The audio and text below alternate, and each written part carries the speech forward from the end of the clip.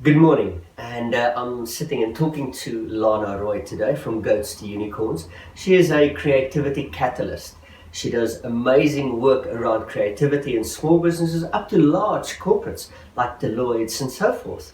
And you even do work with schools, and today we're going to talk about the importance of creativity, how you can leverage creativity within your business, and also she's going to give us two very important tips of how you can spark creativity within yourself and your business and get results quickly.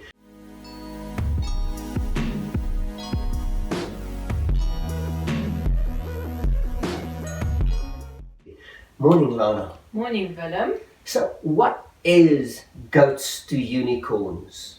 So, Goats to Unicorn, as you mentioned, we are a creativity catalyst and we help people to reignite creativity. And whether it's, as you mentioned, a small business or a large organization, creativity is for everybody. Everyone needs to have that ability to reignite their creativity. Okay, cool.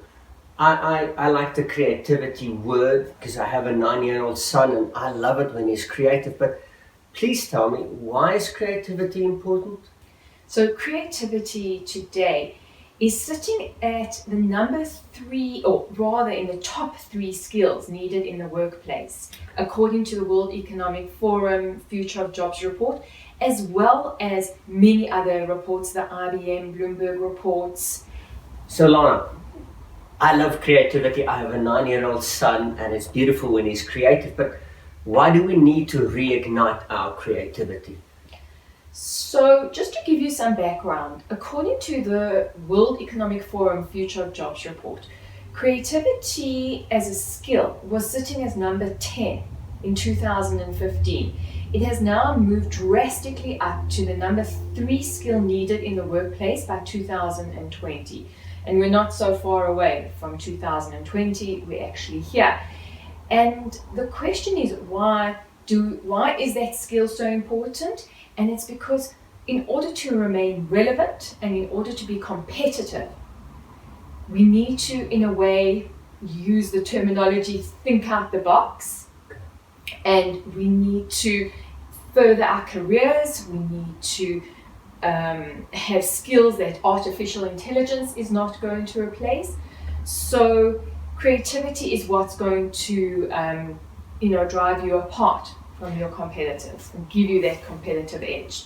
Correct me if I'm wrong, but I see creativity more outside of a field of study where I can study as much as I want, but the creativity will really enlarge my capabilities, my knowledge, but also the impact and value that I bring to the business and to my work and to my life and self.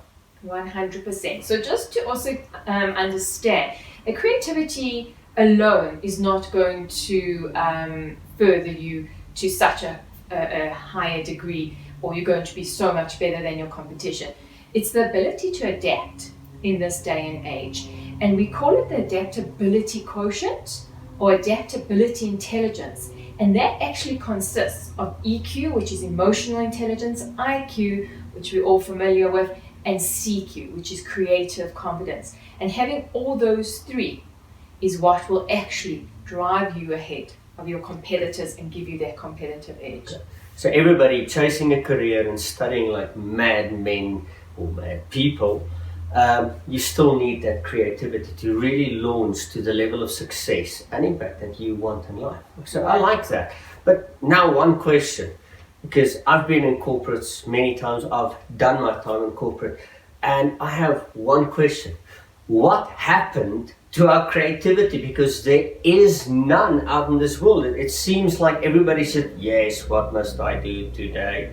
So they're perfectly primed for AI to take over their jobs. So what happened to our creativity? Why is it so sparse?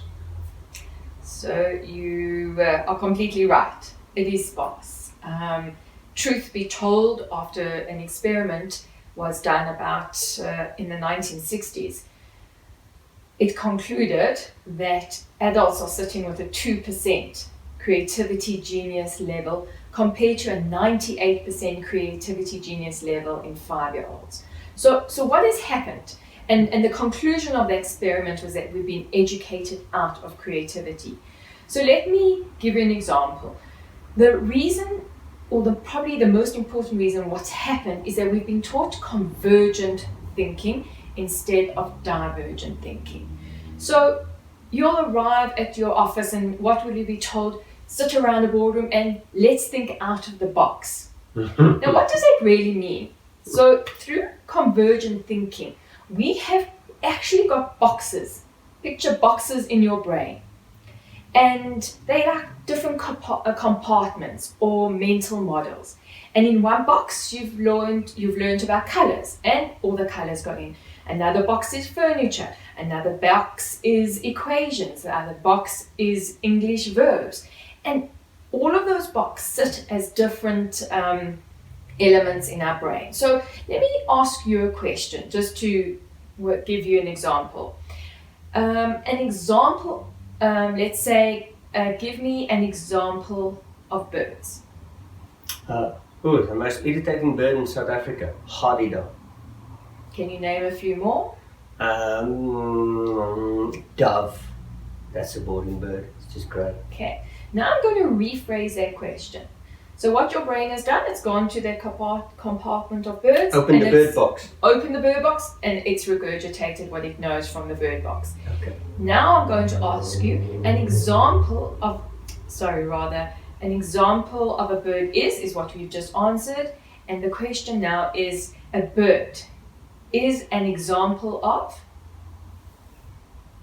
Wow, that's an interesting one, because now I'm starting to think outside of the box. Right, now you can't go to that bird compartment and you can't get that. I'm thinking aircraft now, I'm thinking sleek cars, I am thinking nature, I am seeing birds, I'm thinking submarines, because they have wings. So what's your brain doing? It's trying to now go into all different compartments. So it's open all the boxes. Yeah, so now it wants to go, and this is where we struggle. So our brain is used to deductive thinking, which is ordinary ideas. And most of the times, if we speak and we ask a question, how do we improve something in your business or how do we improve revenue?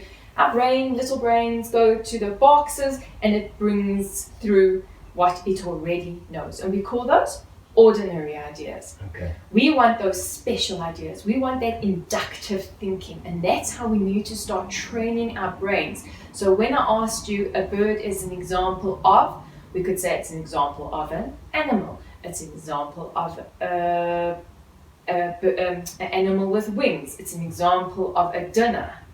That's really being creative. Yeah. And that's where we need to start training our brains. Okay. And so it's a matter of it's being compartmentalized, and we need to now start connecting different compartments of our brain. Lana, thank you for that. Please make contact with Lana. I'll include the URL and the email address in this video. Amazing work. I've seen you work. We've spoken on stage together before. And if you got value from this video, please like, comment and share. Thank you.